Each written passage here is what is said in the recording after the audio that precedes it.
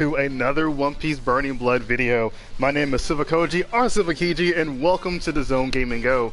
So, as you guys know, that the tournament is happening July 17th, and with that, we have a lot of players, a lot of new and old, coming in to participate. And as always, we have to do some sort of video or some sort of series to basically kind of bring everybody in there.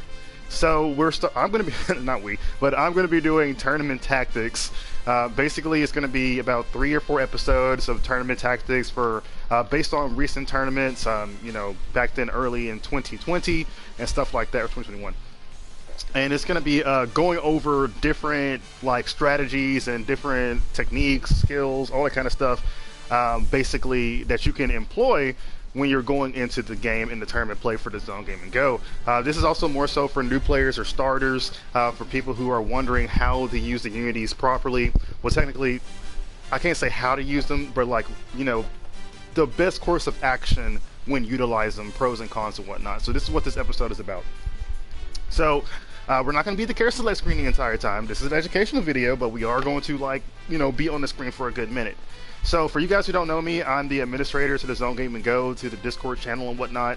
I host tournaments for One Piece Burning Blood all the time, casual matches, do a whole bunch of guide videos. You want to see independent character guide videos, you can check them up on our channel. There should be a whole bunch of people. There's only a few of them that are actually missing. My bad.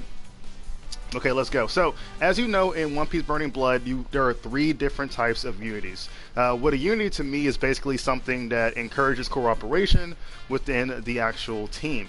Unities have all the same characteristics of where they have to be used with another character, which means unities cannot be used individually, or if your character is a one-on-one, or your character is the last man standing, as we call it. There's also a 4th unity, which doesn't really obey those rules, but we will get into that later on in the video.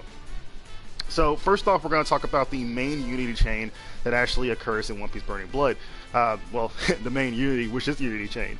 So a unity chain is basically a move. It's like an extension of a combo, like a combo extension basically, or a combo stretcher. This allows you to do really big damage, and it can often end up in 100% kills. Now we're going to go to a little bit of examples here in a minute, but before we actually get into that, we're going to move on here to the support list. There are 2 characters that specifically talk about unity chains, Vivi down here as well as Killer. Killer gives you a free unity chain, while Vivi makes it so after you use a unity chain you get a +1, +2, maybe plus, I gotta look at it now. I gotta actually look at it. Is there plus? I think it's +1 actually. We'll see. But, and health regeneration for about 15 seconds. So unity chains are the most versatile of the unities. They're pretty much when I say versatile, each character is not the same unity. I mean, there's certain similarities between different characters. Like you have your, okay, you know what? Back it up. Let's do this. Make it easier. First off, I should mention that unity chains do cost 2 bars of burn engage, which means it's one of the least expensive unities of the bunch. Okay, so as you see right here, I'm going to use Luffy's unity chain. We're just going to bring in Mihawk here. So Mihawk kind of knocks him in sort of a kind of mid-range motion, right? Let's go ahead and get Mihawk out of here because I'm not going to do that long unity. Do it again. Bring in Kuma. Knocks him way farther. But in some cases, we're going to bring in Mihawk. See if I can do this properly. Ooh! I'll try again. There we go. You can do an extension with Mihawks. And now if you do Luffy's, makes a combo. Drop that. I dropped that hard. But yeah, it makes a combo. So you have 2 main different types of unity chains. You have the one-hit unity chain, which you saw that Kuma and Mihawk kind of did, and then you have the combo unity chain, which is something that Luffy did. Now, interesting enough, Mihawk is one of those special characters. Technically, it's not really a one-hit, it's more like a combo because you can see the damage. Just look at the damage comparison here between a one-hit and a combo. Okay, that is a one-hit. I don't know what's wrong with me in this today, but yeah. So certain characters basically have the ability to do a ton of damage with one hit. Well, not one hits, but with combos, because those are what leads to the 100%. Now, the one hits can lead to the 100% as the last hit, and they're guaranteed very well. But something also I want to show you too, if you look closely at the one hit, let's look at the one hit here. So you know when you do a combo, you lose a lot of green health. But for one hits, they don't leave any green health on the opponent, which means there's no recovery from that. So one of the good notes to do for one hits, or at least have one hit character in your team. Not a lot of people do, but it's a good standard to have at least one. It's when you actually get your opponent down to a little bit of HP, or to, like, 50%, get them with the one hit, and now they're stuck at that bar forever. It's especially good for characters like Marco and Ivan, who actually heal green health, and using that kind of nullifies their ability to be okay. So on that note, as we said before, Uni chains do cost 2 bars of burning gauge to perform, and they're pretty much going to be the main thing you're going to be doing the whole game. But as we also said, management is key, so you don't want to use a lot of Unity chain bar. The reason for that is because we have Unity Assist and we have Unity Clash to worry about, and those two things are almost just as important. Now, if you're wondering, does your Uni chain gain buffs? Yes, it will gain buffs from when you're actually performing them. That is a possibility is going to be performed. And I completely forgot to look at Vivi so I can see if it actually gave +1 or +2. I'm just going to say +1. I believe it's +1, and even though I didn't really pay attention to the mark. Okay, so that's really it about the Unity chains. Make sure when you're playing as a team to look and see what characters have what type of Unity chains. And I know I didn't speak about this at the beginning because I kind of figured this was going to be like something that's already standard, but every character has different Unity chain starters. Oh, sorry guys, I'm not even opening up my my list, so if you're talking, let me do this first.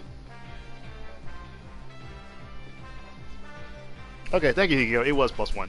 Okay, so each character has different Unity chain starters. Kuma has 1, which is his pad cannon here.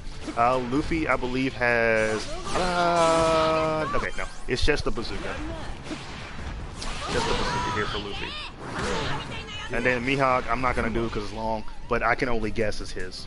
So, not only will you have to understand what characters Unity chains they actually have, but understand exactly what character Unity chain starters. A lot of people usually keep a Unity chain starter at the very beginning, or in the, they keep them in the starter position, or like the point position, to basically start the Unity chains and then kind of go up from there. Usually one-hit characters are pretty much in the middle or in the back.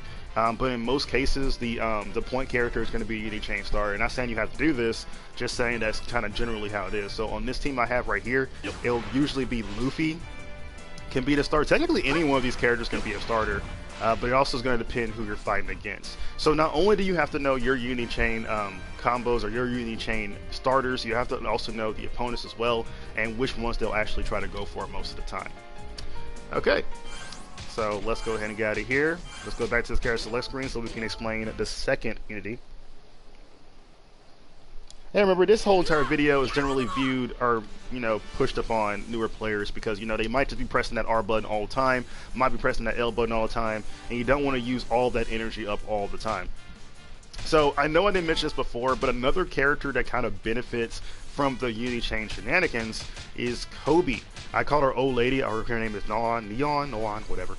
But basically these two characters gain burning gauge for dealing damage. Unities have probably the most damaging potential out of all the different combos in the game, and using these two characters, using one of the characters, can guarantee a hefty amount of burning gauge while in the combo to continue the combo. Now please remember, character support like Sento or character support like Cammy can mess this up if you're actually going to be doing something kind of hasty, but also remember as well that buffs are a thing. So you got Kiros, you got Kobe, you got Rouge, you got people like that that kind of benefit from that hefty support. Okay, so moving on here, so we have Beepo as the Unity Assist support of, well, that Unity, and then we have Karu as the Unity Assist support as well. So I'm going to tell you right now, all the Unities have one of these 3 characters, but Unity Clash is kind of lacking in that. So what Uni Assist does is that, I can't really just put it in words. If you ever played Naruto Storm 4, use the substitution. That's pretty much the equivalent of using substitution, but it's like the almighty substitution. Unity Assist has a lot of different benefits that people usually kind of don't grasp at first. They probably just think, okay, it's preventing damage. But the thing about a Unity Assist is that you're gonna have to learn when and when not to do it, and it's gonna be very difficult at first because you're not gonna really know a lot of things going forward. So what Beepo does is give you one free Unity Assist. Unity Assist costs 3 bars of burning gauge. Karoo does the same thing as Vivi, but when using Unity Assist, temporary grant health generation, and increased attack. So we're gonna go in with the same characters here.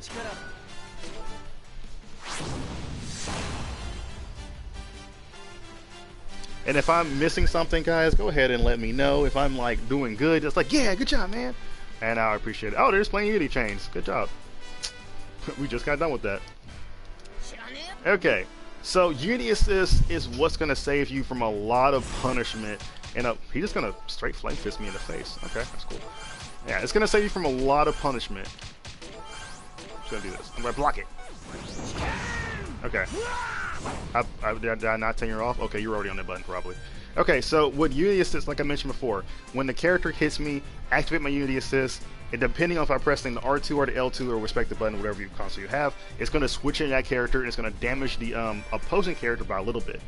Now, it's not almighty. It costs 3 bars of burning gauge, so it's pretty hefty. That's what I said. That's one of the things you got to remember when using Unity Chain. Sometimes you're going to need that Unity Assist to benefit. A lot of people benefit from having Unity Assist when it's a 2v1 because your opponent has to be wary. And also, Unity Assist only does about 5% damage, so it's only going to kill your opponents at, you know, maybe 0%, 1% actually. So that's why a lot of people, when they go for those Unity Assist kills, they generally go for chip damage, which is going to push that character into that point where they can be easily killed with a Unity Assist by touching. Now, you can't Unity Assist everything. There are certain moves in this game that cannot be Unity Assisted, and you're just going to take them. Certain heavy guard breaks, certain, of course, ultimates, you can't Unity Assist ultimates, and other large, powerful blows will not allow you to Unity Assist. Also, characters like Aka Inu, Blackbeard, as well as Kuma can knock your character out of the battle, meaning that they don't exist, and when that occurs, you can't bring them in for Unity Assist. You can't bring them in for anything, actually. They're just locked out. So that's one of the reasons those characters are pretty dangerous in dealing with Unity teams. Okay, so let's go and demonstration exactly what Unity Assist actually does. We're going to go ahead and let him attack me. There it is. We're going to bring in Kuma. Oh, okay. I'm just messing up all sorts of ways. There we go. Bring in Kuma. As you see, Kuma comes in, does the attack, new character's in, but I want you to pay attention more to this. This is something that you don't need to neglect here. The spacing.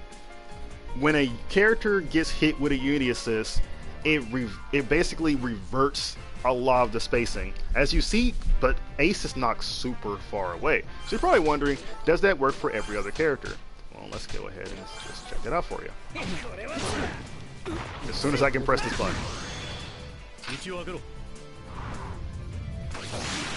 No, it does not. It does not. So one thing you're going to have to realize when you're playing this game, or maybe that was a glitch. Okay, no. Is that Unity Assist have two different kinds. There's a Unity Assist that knocks you away, and there's a Unity Assist that knocks you close. But either way, it still resets where you are on the map at the same position every single time. So that means if you're on a corner or something like that, congratulations, you're not in the corner anymore. This works really well for characters like Gecko, Blackbeard, Whitebeard, Kuma, and especially Sengoku, because sometimes Sengoku doesn't want to be in the corner with Buddha. I'm just saying. It really benefits the use of Unity Assist to reset that. So if you're dealing with that giant small matchup there and you want to get the, the vision, you can go for Unity Assist just to get that, reset, because certain characters are rush based, Sabo, Garp, Tessero. They get you in the corner. It's gonna be hard to shake them off. But with Unity Assist, you can reset it, especially if a character that has a far hitting Unity Assist, and you can pretty much gain momentum, to a standstill. So Unity Assist, mentioned before, is not almighty. It only does about 5% damage, costs 3 bars, but it also can be hit with Unity Clash. Unity Clash is basically the opposite of Unity Assist. You use Unity Assist, a person can bring Unity Clash, keep that character that you're trying to pull in, and deal damage basically keeping the momentum. When a character doesn't usually clash, they do put you in a situation where they're still kind of closest to you.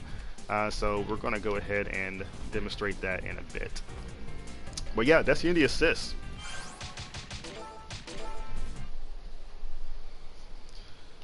So we're not going to be going to the... We are going to be going here. I hope it doesn't kick me out of this when I do this. Hopefully it doesn't do it. Okay, let me see.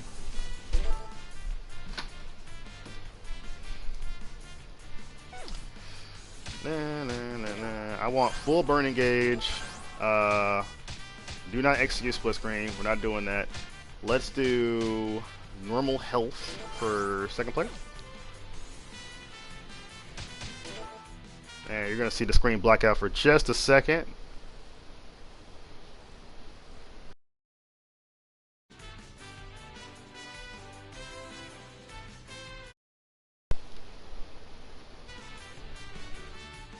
One second, guys. 1 second. You gotta do all this mess. Okay, here we go. So, I'm not gonna I don't really care what characters I'm gonna bring in. I don't care. We don't care. We don't care. We're just gonna come in.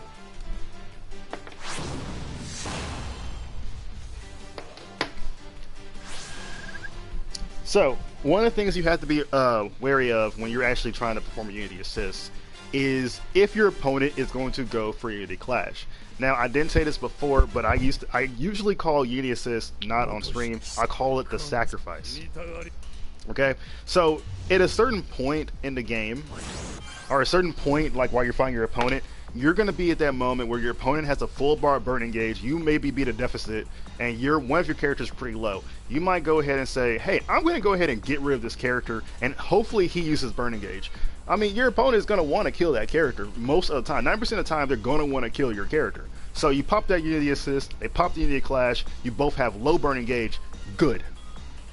That's usually how it's gonna go. That's a good situation for you because your opponent wins something, you win something. That's also called a trade in certain cases.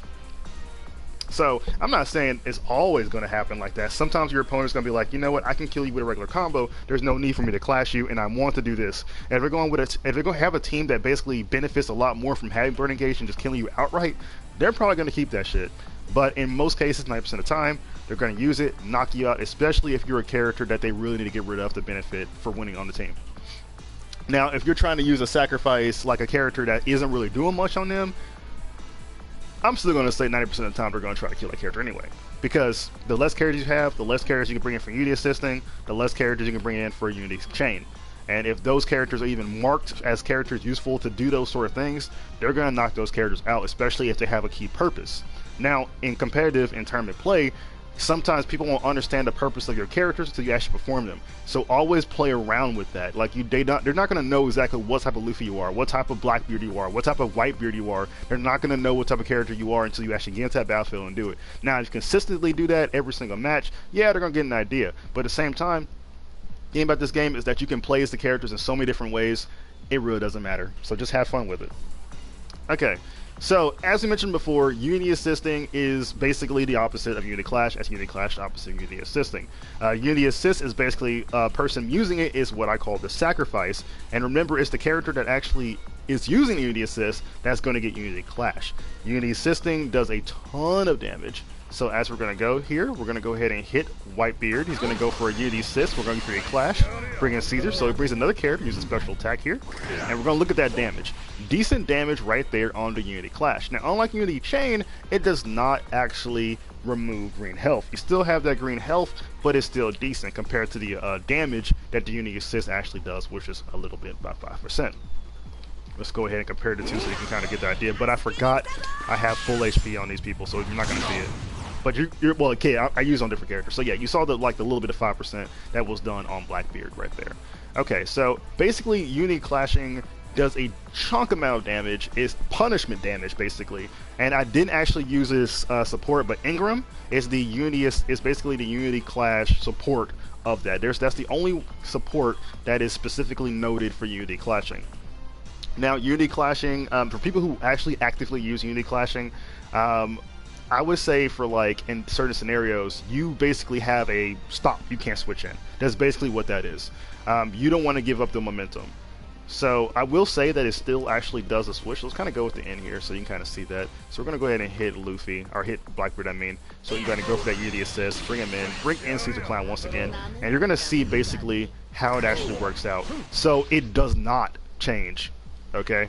It does not change. It basically keeps you in that same position. Actually, never mind, it does change. I don't know why it says not change. It does change. What is wrong with me today? I don't know.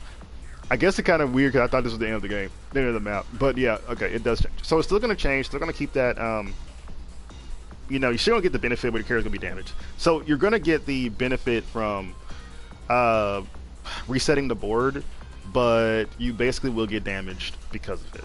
So it's kind of like that sort of thing. Unity clashing is not used majority of the time. You might see Unity clash maybe once or twice, and whenever you do see Unity clash, it's usually like, or it's a rarity. And it's because the opponent probably messed up where they assisted too early. And that's something I gotta mention too. When I said you gotta learn people combos, stuff like that. So if I'm doing a combo like this to you, so if I'm doing this, like straightforward, if I'm just doing jabs here, like I'm not even committing to another hit, and you Unity Assist, you basically gave me an opportunity to hit you with Unity Clash if I really wanted to get that damage off. I don't know if that means Ace.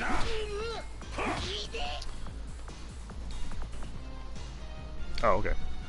And so it's like you're gonna have to read the situation quite a bit. Like if something's gonna drop, like if it's too many hits and you Unity Assist on the last hit, you gave your opponent an extra damage hit on you.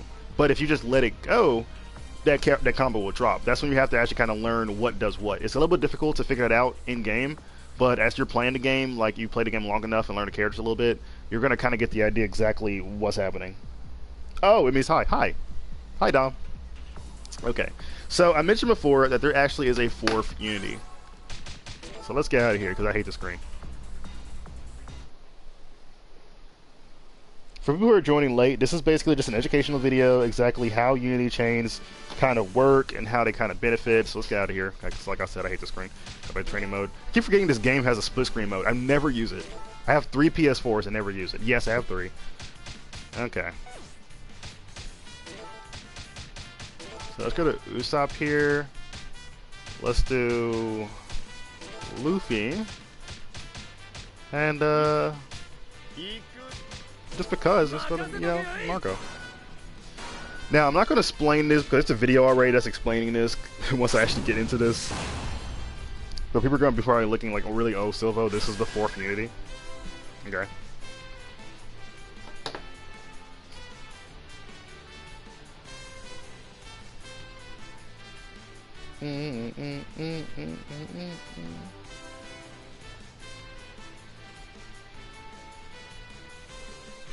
Okay. Oh, I forgot to mention something really, really important. I am so sorry. Unity chains that are one hit can be logied. Okay, am I just not? Okay, yeah, they can be logied. Unity chains, one hits can be logied, but Unity chains and on combo cannot. Which means that even if you press the button for a Unity chain to, like, you know, with your hockey, it still can be logied through. Okay. Wait, Hikiko, how am I flexing? How am I flexing? Okay, so the 4th Unity chain is actually the Awakening.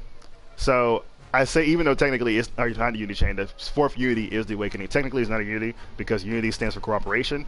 But in this case, every character or every team has an anchor potential. The anchor is the character who's going to pull the game basically from, you know, under the sheet and kind of get one on your opponent. The thing about being an anchor is that when you play this game, always designate an anchor on your team. If you try to make all the characters your anchor and all your characters are going to do stuff, you're going to mix yourself up in your head, and it's kind of go all the way to the end.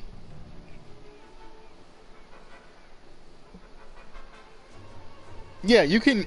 No, one hit. Like, when I mean, like, if. Yeah, like if this character, like, this is a one-hit Unity chain. It just does one hit and knocks the opponent away.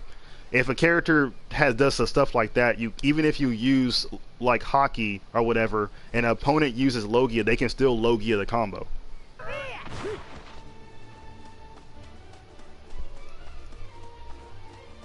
Okay.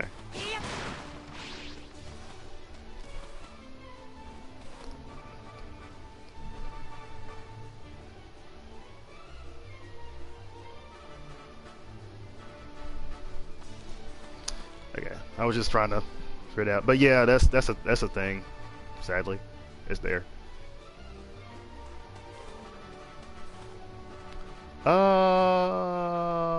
What was I getting at? Now you can look it up, you can figure it out and see if I'm wrong, but I'm pretty sure that's right. If I've seen it a good number of times, unless it's a glitch. Now combo unity chains like Marco's and Luffy's, yeah, you can still use the hockey and everything.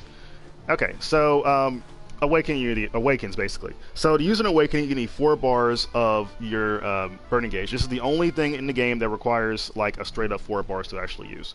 There are different types of awakenings. There are characters that actually gain more power when they go into awakening, like more than the normal power when you go to awakening. When you go to your awakening, you do gain the basically the basic boost of damage.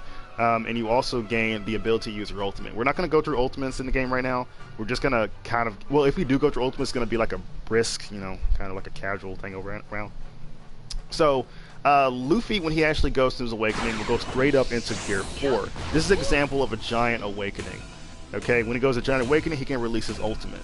So, a lot of the anchors that you actually that were selected around, like Blackbeard, Luffy 3K, Shanks, Whitebeard, sometimes Marco, which is odd for me, Enel, usually take these anchor positions and utilize their ultimate. Sanji, another character, I use Aki Inu for mine sometimes, or Frankie.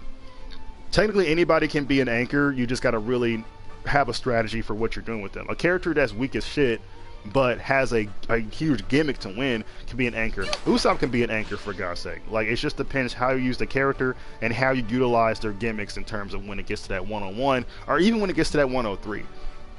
Characters like support characters like Heroes and LeBron work really well to power charge that that anchor, as well as Mr. 1 and I don't want to pronounce the name wrong, so I'm gonna say Mr. 3 can also power up that anchor. So characters like Usopp, he's the only character that can do this, that does this. He goes in his awakening, he lays a trap on the field that basically stays there, you know, until a little bit later, and it just explodes. So he basically creates a hazard on the map. This is the only character that does this for an awakening. Only person that actually, you know, does something this unique.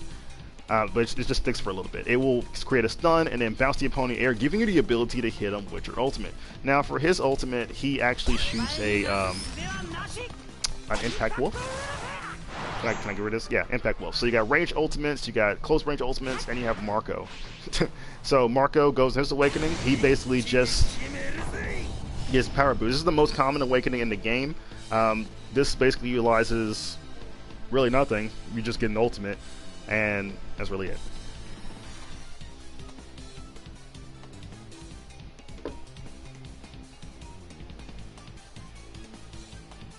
But yeah, same thing. Marco has a connecting ultimate. Wow, that was actually faster than I thought. But yeah, so also, when you're looking at all your characters on your team, think about your Unity chains, think about your Unity Assist. Remember, think about the Unity Assist and how it moves the opponent. Think about how your Unity chains moves the opponent. Think about Unity clashing, as well as the awakenings for all your characters. You want to think about all that when making a team, and then you kind of create your own perfect team. But also remember the first thing about making a team and playing this game. Always have fun. Okay? The more you have fun, the better you actually become and playing as your team. If you try to like to pull your hair out doing this stuff, or pull your hair out like wondering why it isn't working, then it's not gonna work out for you. You're probably just gonna lose every time. No offense. But yeah, I hope this video was educational to some people, probably the people who are new are like, you know, veterans of the game as well, maybe have learned a few things. But as always, guys, I hope you enjoy your day. Thanks for everybody for joining me, and enjoy play One Piece Burning Blood.